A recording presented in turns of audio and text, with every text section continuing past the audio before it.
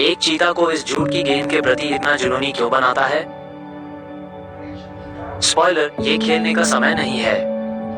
और नहीं, वे निश्चित रूप से हमारी तरह क्रिकेट में नहीं है। ये साधारण झूठ बॉल जंगल में शिकार को प्रतिबिंबित करता है। बोलबाली, गति, हर बिट चीता की शिकार प्रवृत्ति को ट्रिगर करता है। उसे देखो। पकड़ना, खरोंचना, काटना। ये जंगल में जीवन कैसे सामने आता है, इसकी एक विशेष झलक है।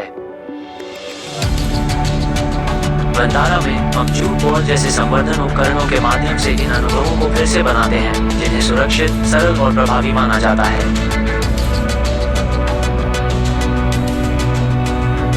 और यहाँ सोने पर चेरी है, ये सिर्फ शारीरिक नहीं है।